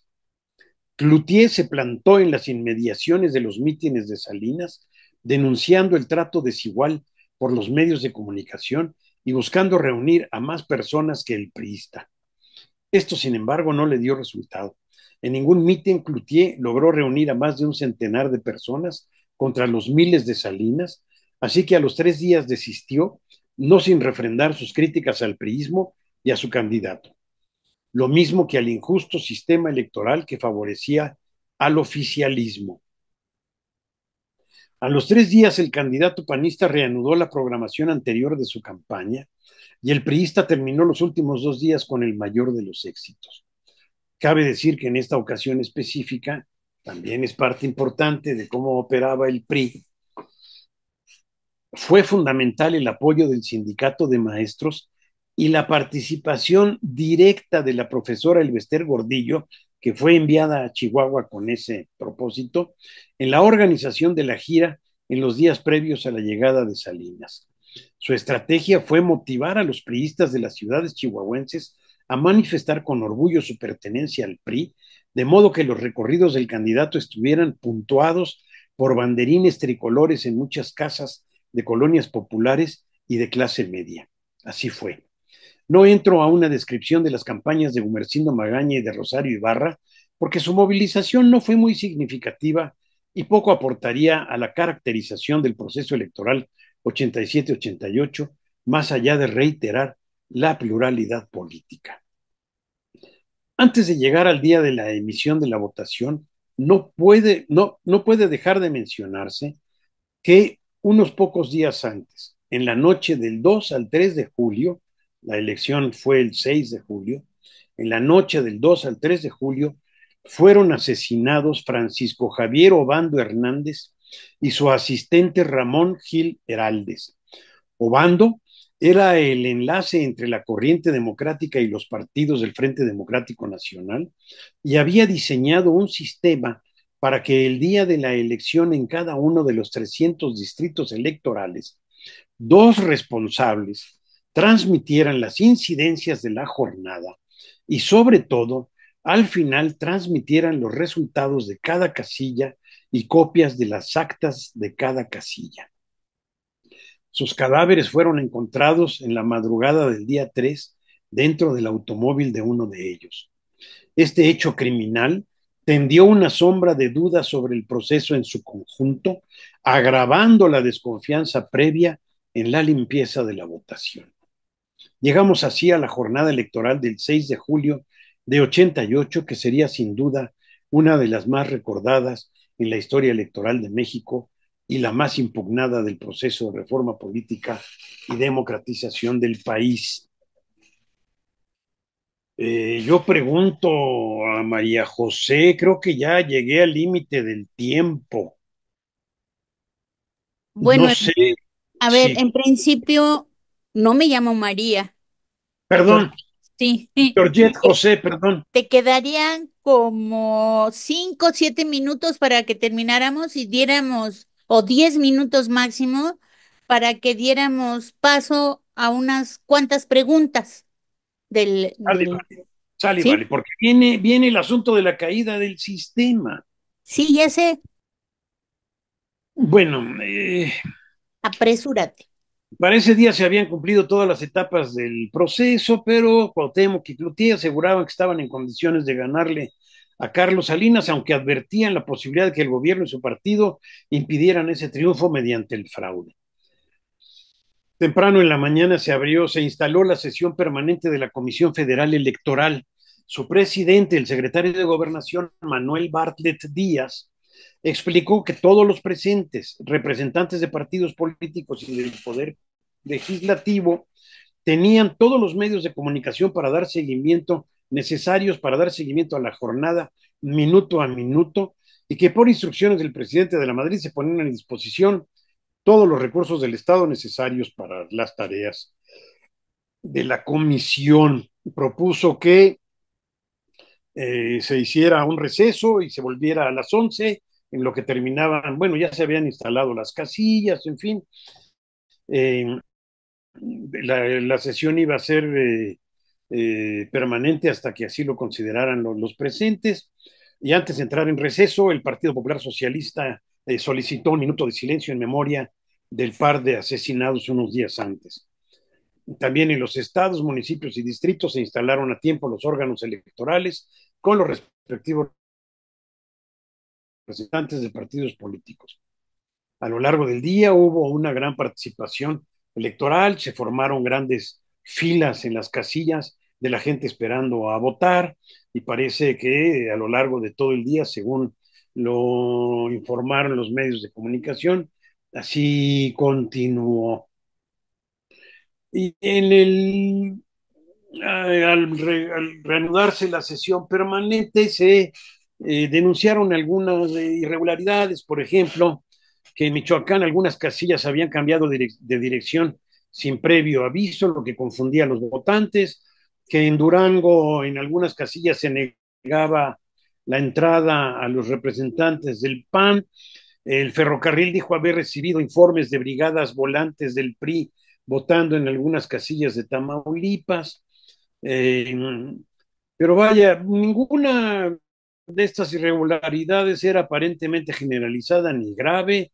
La Secretaría General tomó nota y se acordó dar seguimiento y resolver los asuntos e informar en la siguiente reanudación. La sesión permanente se reanudó después de las 6 de la tarde, hora en que empezaron a cerrarse las casillas, y los representantes de oposición continuaron hablando de irregularidades específicas en casillas igualmente localizadas, pero ahora afirmando todos ellos que se estaba configurando un fraude general. El representante del PRT, por ejemplo, sin hablar de ninguna irregularidad en concreto, reconoció que no tenía suficientes representantes en las casillas, pero hizo una enumeración larguísima de posibles conductas de fraude como si fueran un hecho comprobado. Esa misma lista fue utilizada por los demás representantes de la oposición para argumentar que todo el proceso estaba violado. El secretario de Gobernación y presidente Manuel Bartlett y los representantes del PRI ofrecieron a la oposición que todas las denuncias serían investigadas y resueltas conforme a la ley, pero pidieron que los casos particulares no se generalizaran sin fundamento. Recordaron que en los días siguientes todo se podría resolver con miras al conteo distrital en el que se debían contabilizar los votos de manera definitiva. Durante esa parte de la sesión ocurrió algo, aquí viene, que después se convertiría en el pivote del alegato de fraude generalizado que sostendría con absoluta firmeza la oposición. Poco después de reanudarse la sesión, poco después de las 6 de la tarde, uno de los comisionados del PAN señaló que había recibido informes del Comité Técnico de Vigilancia del Registro Nacional de Electores en el sentido de que, y cito de la versión estenográfica, se cayó la computadora. Afortunadamente, dijo, no del verbo caerse, sino del verbo callar. Y ojalá que se pudieran hacer las mejores gestiones para que vuelva a trabajar, porque de lo contrario sí se está afectando gravemente la información. Eso dijo el representante del PAN. Esta situación fue confirmada por representantes de otros 3 partidos de oposición que exigieron se explicara por qué el sistema de información desarrollado por la Secretaría de Gobernación y que había sido presentado 3 días antes había interrumpido el flujo de la información final de las casillas electorales que ya había empezado a fluir, más o menos. Bartlett aseguró que se vería cuál era el problema y que el servicio se reanudaría, sobre lo cual se informaría después de un nuevo receso. Pero este receso se prolongó y poco después de las 9:30 de la noche se presentaron en la Secretaría de Gobernación 3 candidatos de la oposición que habían decidido unirse en defensa del voto. Manuel Cloutier, Cuauhtémoc Cárdenas y Rosario Ibarra, que exigieron reunirse con el secretario de Gobernación.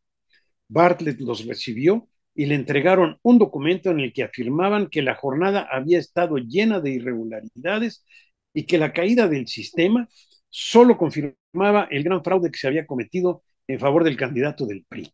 Exigían que de inmediato se retornara a la legalidad, que se reconocieran las múltiples irregularidades previas a la jornada electoral y durante la misma, y que si eso no ocurría en las próximas horas, desconocerían por completo el proceso electoral.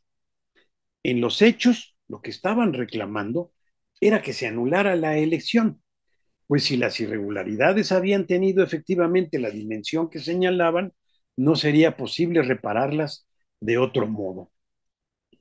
Otro hecho que añadió leña al fuego fue que ante la falta de información oficial sobre los resultados, alrededor de la 1:30 de la mañana del 7 de julio, el presidente del CEN del PRI, Jorge de la Vega, se presentó en la sede nacional del partido, donde se había preparado, naturalmente, una celebración del triunfo de su candidato, de la que ya se habían retirado varios contingentes por la falta de información, pero ante los que todavía estaban, de la Vega reivindicó la intensidad y extensión de la campaña de Salinas de Gortari como ninguna otra, dijo, aseguró que su partido se había conducido con absoluta legalidad, que la ciudadanía había respondido con enorme entusiasmo al proceso electoral y que se había obtenido de manera legal y contundente el triunfo del candidato del PRI, Carlos Salinas de Gortari.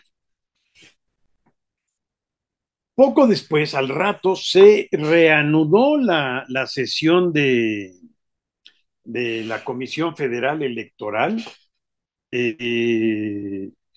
Bartlett se refirió al documento entregado antes por los tres candidatos, solicitó que no se generalizara lo que no estaba comprobado, pero a partir de ahí la oposición ya no volvió a aceptar nada de los argumentos oficiales. Al día siguiente, los tres candidatos se presentaron y dieron una conferencia de prensa en la que afirmaron que Cárdenas había ganado la elección y que se había consumado un fraude en su contra.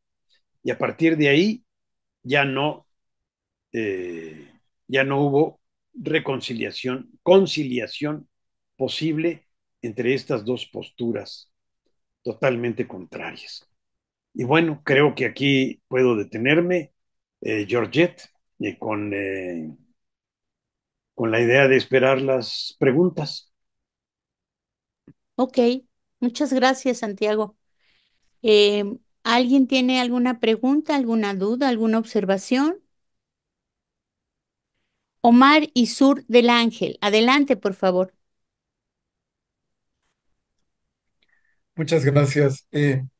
Doctor, usted fue cronista de ese partido mayoritario durante la campaña. Sí, Eh, perdón, fue cronista del partido mayoritario durante la campaña. ¿En algún momento durante sí. esa campaña llegó a preocupar, ya por la cercanía y la oportunidad que usted tuvo, en algún momento de la campaña antes de la votación, llegó a preocupar a los organizadores de la campaña, este movimiento de oposición? Sí, desde luego. Bueno, como ya dije, desde antes, desde 1986, cambiaron a la dirigencia nacional del partido, se dedicaron a hacer un recorrido por todo el país tratando de reforzar la unidad del partido en torno al presidente. Luego hasta inventaron un sistema inédito totalmente de presentar a 6 distinguidos priistas como posibles candidatos. Y luego durante la campaña, como lo mencioné también, hubo lugares en donde el propio candidato oficial fue abucheado, fue rechazado. Yo recuerdo un evento en La Laguna donde todos los presentes en el templete fue tal la agresividad de los campesinos presentes ahí, que eran miles, que tuvieron que sacar al candidato y a todos los que estábamos ahí por la parte de atrás para que no tuviéramos que cruzar en medio de aquella multitud agresiva.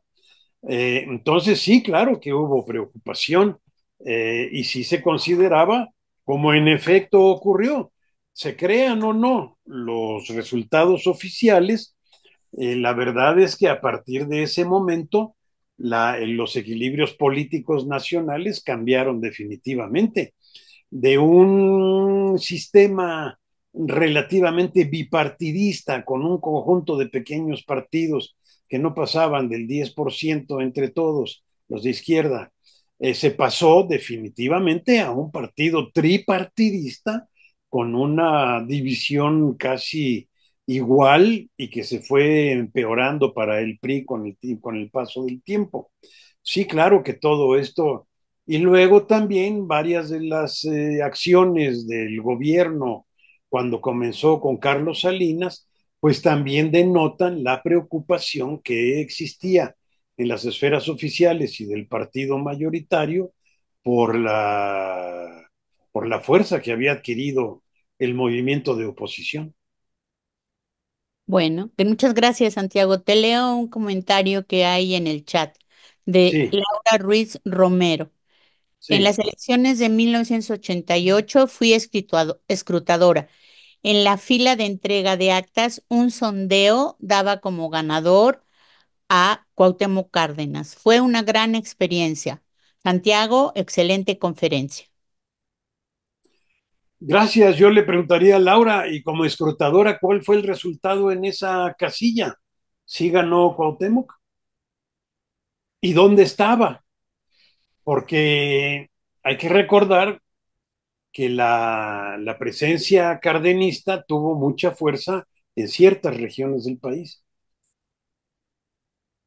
Yo entiendo que estaba en la Ciudad de México. Bueno, En la Ciudad de México. Es que en hay el que recordar que los partidarios priistas de la corriente democrática, pues eran priistas, con todas sus virtudes, si se quiere, y con todos sus defectos también. Pero de que ganaron el distrito, en aquel entonces el Distrito Federal, lo ganaron. Muy bien. Aquí está Laura Ruiz Romero. Adelante, Hola, Laura. hola, buenas noches. ¿Qué tal, Me Laura? tocó estar de escrutadora en una casilla en la delegación Venustiano Carranza. Ok, Efectivamente ganó Cuauhtémoc Cárdenas sí, apabullantemente. sí. Hicimos todo el conteo. Nos formamos para hacer la entrega de las actas y ahí fue donde en la fila todo el mundo estábamos diciendo que había ganado Cuauhtémoc Cárdenas. Sí, y ganó Eh, Cuauhtémoc según los sí, resultados efectivamente, oficiales también. Sí. De exactamente, hecho, Muñoz Ledo fue el senador por el DF. así es. Sí, sí, tuve esa gran experiencia hace ya unos cuantos años. Qué bueno, qué bueno. Yo también he sido funcionario de casilla en 3 ocasiones y realmente, pues es un orgullo cívico, digo yo, ¿no? Sí, también participé en los dos anteriores, participé en la mesa del ZLN, participé en campañas de la ciudadanía, o sea, me tocó ser sorteada y en otros fui voluntaria. Qué bueno, Laura, felicidades. Y gracias por escucharme. Muy Una bien. pregunta, aprovecho. ¿Puedo, doctora? Sí, claro que sí. Sí. Con el tiempo después, José Goldenberg dijo que no fue una caída del sistema. ¿Qué nos puede decir Santiago?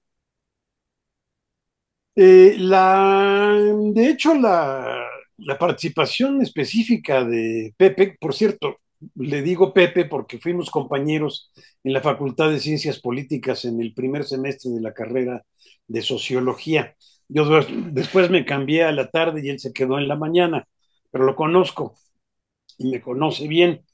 Él era el encargado del PMS, del sistema de cómputo de ese partido para ir siguiendo los resultados que le fueran comunicando todos sus representantes en las distintas casillas del país.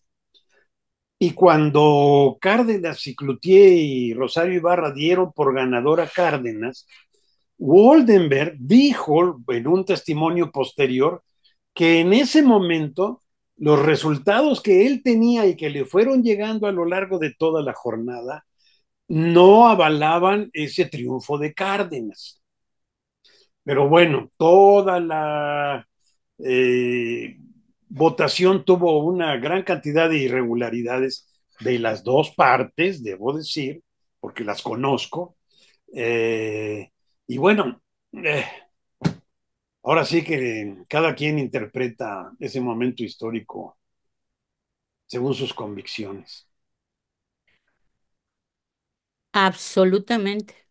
Convicciones y posturas políticas, como yo digo, académicas, Así es, políticas o no políticas, depende así es, así es.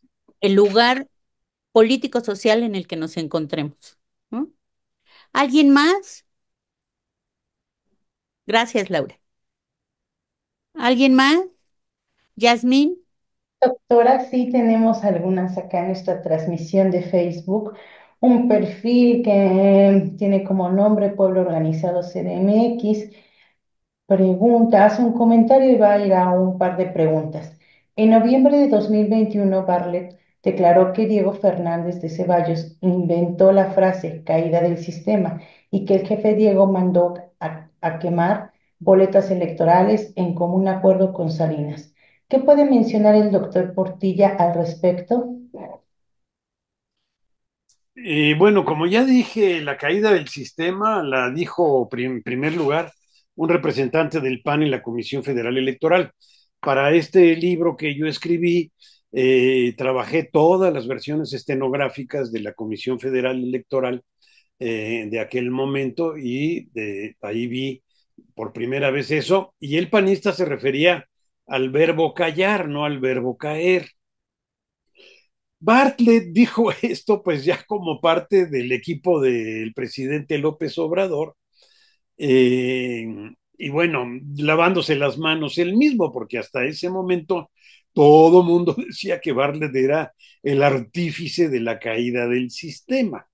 Yo creo que la caída del sistema efectivamente fue un acuerdo entre Bartlett y de la Madrid porque, por como estaban organizados todos los sistemas de información, la información que empezó a llegar primero fue, desde luego, la del Distrito Federal, luego Morelos, luego algunos estados de Veracruz, luego de Coahuila, o sea, de sitios, de lugares donde, en efecto, tuvo mucho arrastre el Frente Democrático Nacional, la candidatura de Cárdenas. Y ahí se apanicaron y alguien dijo, paren esto. Pero luego, en los conteos distritales, también con mucha manipulación de los dos lados, pues ya aparecieron los resultados oficiales. Déjenme decirles una cosa que Cárdenas ofreció comprobar que él había ganado la elección con la movilización postelectoral que realizó en todo el país. Y efectivamente logró movilizaciones impresionantes en muchos lugares, pero siempre en los lugares que los propios resultados oficiales le daban el triunfo. Donde los resultados oficiales no le daban el triunfo, no lograba movilizar a grandes contingentes. Un estado como Tlaxcala, por ejemplo, donde había obtenido como una tercera parte de los votos, logró algunas movilizaciones más o menos importantes, pero de algunos cientos, no de miles, como lo logró, por ejemplo, en las zonas petroleras también reunió a miles de personas. En Tijuana reunió a miles de personas, pero en Baja California Sur, su mitin en La Paz, había más periodistas que manifestantes, y así. La movilización de Cárdenas, desde luego, demostró que había una gran fuerza a su favor en el país, pero comprobó, de algún modo, los resultados oficiales mismos. Donde los resultados oficiales le daban triunfo, movió mucha gente. Donde no le daban el triunfo, movió poca gente. Entonces, la caída del sistema y luego la quema de boletas. La quema de boletas estaba ya legislada, como también va a ocurrir dentro de poco, si no es que ya ocurrió. También las boletas de este año, como las de 2018, como las de todos los procesos electorales, según la ley, llega el momento en que se queman. Y eso fue lo que pasó allá. En el colegio electoral de 1988, cuando se discutía y se calificaba la elección de Congreso en la Cámara de Diputados, como, conformada como colegio electoral, se acordarán ustedes de un Vicente Fox que se puso unas orejas como de burro, hechas con actas de casillas que supuestamente habían encontrado tiradas en basureros y demás. Entonces, vaya, como dije antes, yo pienso que sí hubo una gran votación en contra del PRI. Pienso que Cárdenas obtuvo la mayor parte de la votación de la oposición, pero que no llegó a la votación del PRI, porque además, pues obviamente también hubo una votación por el PAN, que también consiguió menos que Cárdenas, pero bastante votación para Cloutier.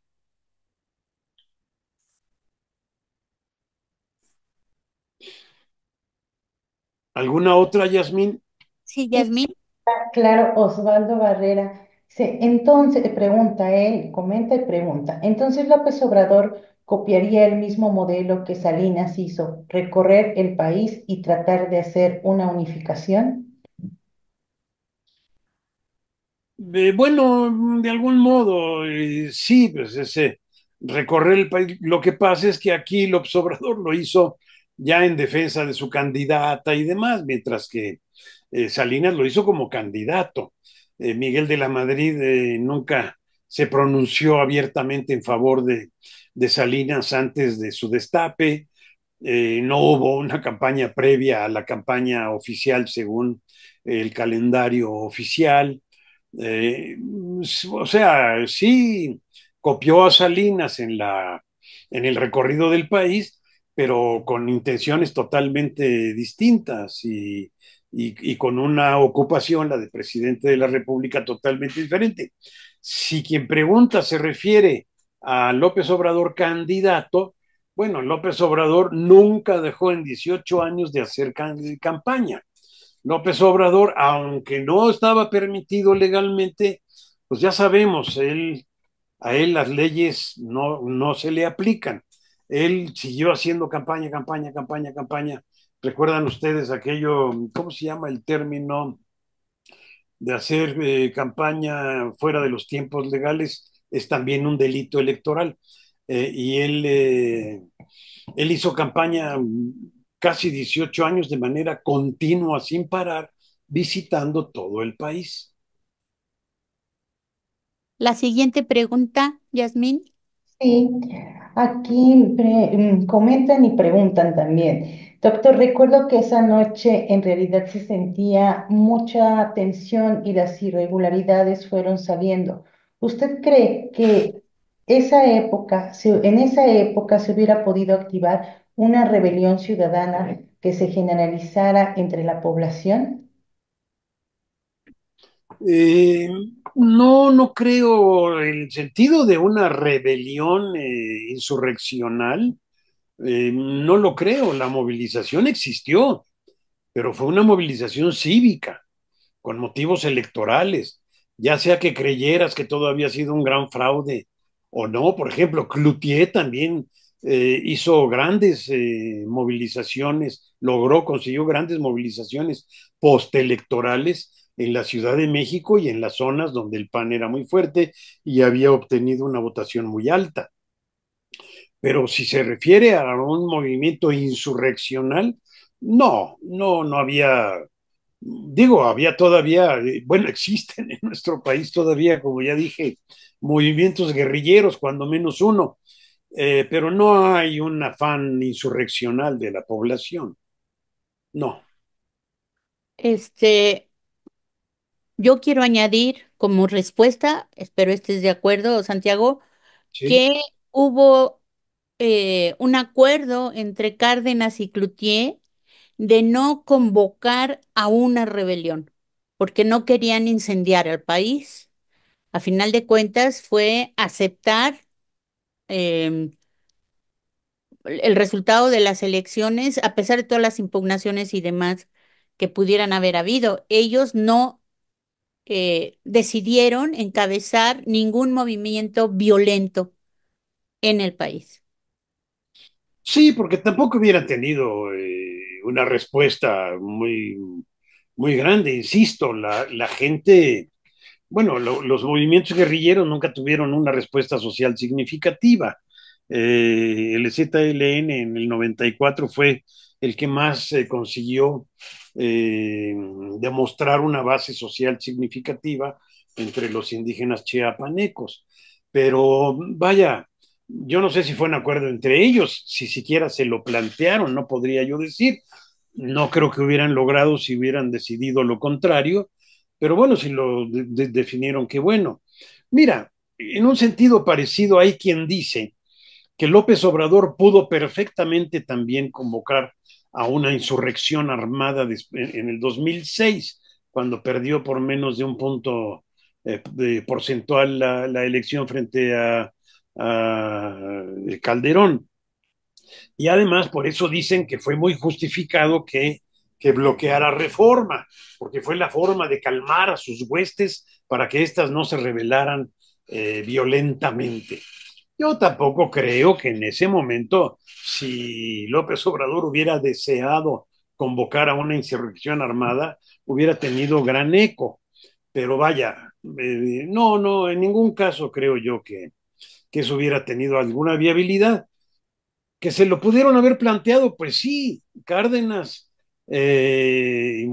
venía de una ideología revolucionaria, de la idea de que el PRI había ganado eh, la revolución, bueno, que había surgido del triunfo de la revolución mexicana, y quizás por eso hubiera sido lógico que se plantearan esa posibilidad, pero las condiciones no creo que les hubieran dado para mucho en ese sentido. Héctor Sobrevilla te felicita por tu presentación y Gracias. pregunta cómo se llamó la antología o libro de crónicas de la campaña de Salinas. No, la campaña de Salinas solo tiene un libro. Lo que pasa es que ese libro fue el volumen uno de 7 libros dedicados a la crónica del gobierno de Salinas, que en realidad los otros 6 no son una narrativa como el mío, son cronologías de cada año del gobierno que sí toman en cuenta aspectos críticos y todo. La verdadera crónica como tal que existe de la presidencia de la República es la de Miguel de la Madrid. Durante el gobierno de Miguel de la Madrid sí se hizo cada año un libro de crónica presidencial con narraciones sobre todos los temas políticos, económicos y diplomáticos también. Y bueno, yo Está en añado, el fondo, perdón, está en el Fondo de Cultura Económica, las pero dos. añado que tu texto, no solo sobre la campaña de 88, sino también la posterior, está en el libro que yo coordiné sobre elecciones, candidatos y campañas, 1867-1910, donde hay 2 capítulos tuyos. Es cierto, es cierto. Por cierto, también aclaro que en esta ocasión me remonté a la reforma política y hablé del 77 y todo esto porque noté que en este diplomado no había exposiciones sobre los procesos justamente anteriores. El anterior fue, creo que se llamó Una elección sin sorpresas, la de Luis Echeverría, pero Sí, no no hubo exposición ni sobre la de López Portillo ni sobre la de Miguel de la Madrid. bueno, y por último, de Manuel Calvillo Bravo, finalmente esa vivencia electoral nos dio un primer IFE y luego un tribunal electoral. Gracias, doctor. Sí, desde luego. A ver, fue un proceso, como mencioné aquí, casi perfectamente gradual. de la alternancia en los municipios, luego a los gobernadores, con el primer gobernador que reconoció justamente Salinas de Gortari en Baja California, y luego distintos otros estados en donde se ganaba la gubernatura por la oposición, hasta llegar en el 2000 a la alternancia en la presidencia. De veras que si alguien en 1977 hubiera dicho, vamos a hacer una democratización perfectamente gradual, no la hubieran logrado como fue en realidad. Pero esta del 88 hizo que se aceleraran otras.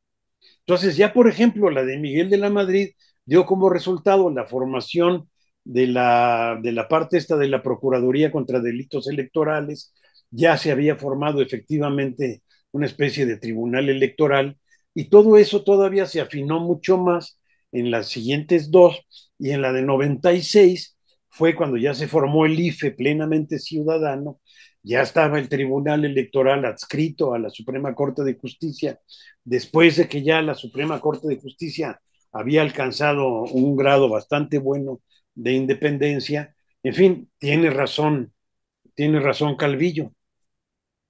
Ok, muchas gracias. ¿Alguna otra pregunta, Yasmín? Por ahora ya no tenemos preguntas de nuestras transmisiones. Ok, y aquí tampoco. Pues Santiago, fue un enorme gusto, este, y satisfacción el haberte escuchado, sobre todo eh, en un proceso tan, tan, tan complejo, Híjole, sí, ¿no? traté de simplificarlo al máximo, pero Sí.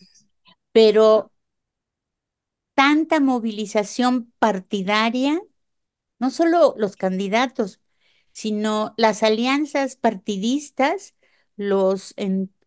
amarres, los enroques, son sumamente interesantes e importantes para que lo que viene después, como tú lo estás señalando ahora. y la reacción ciudadana, que eso es lo que tenemos que recuperar. Finalmente, la reforma política se ocupó mucho de fortalecer a los partidos, pero muy poco de formar ciudadanía. Bueno, Esto es un paso que debemos reforzar. tiene que ver, bueno, hasta donde yo sé, con lo que pasó con el sismo del 85 y el surgimiento de la llamada sociedad civil, pero para otras cuestiones, aunque sí para las presiones electorales y la democratización del país. Así es. No, al contrario, mil gracias, Georgette. Disculpa lo de María. No te preocupes. Siempre se Mil equivocan gracias. con mi nombre. Mil gracias por la invitación Al contrario. y por favor dile también al doctor García Diego. Claro que sí, de tu parte. Bueno, pues le doy las gracias a todos también y los Bueno, invito. ya se congeló ¿Quién? ¿Yasmín? No, ahí está. en buena hora. Le doy las Ya. gracias a todos y los invito a escuchar el próximo lunes al doctor Germán Pérez Fernández del Castillo, que nos hablará justamente de las elecciones de 1994. Aquí los esperamos. Muchas Hasta luego, gracias. Hasta luego. hasta luego.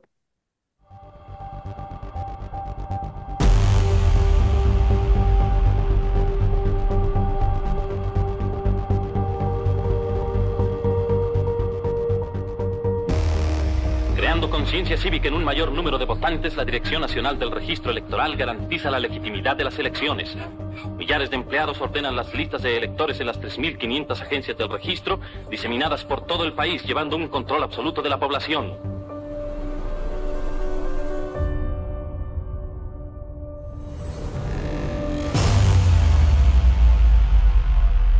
Demostrando la madurez cívica alcanzada por el pueblo.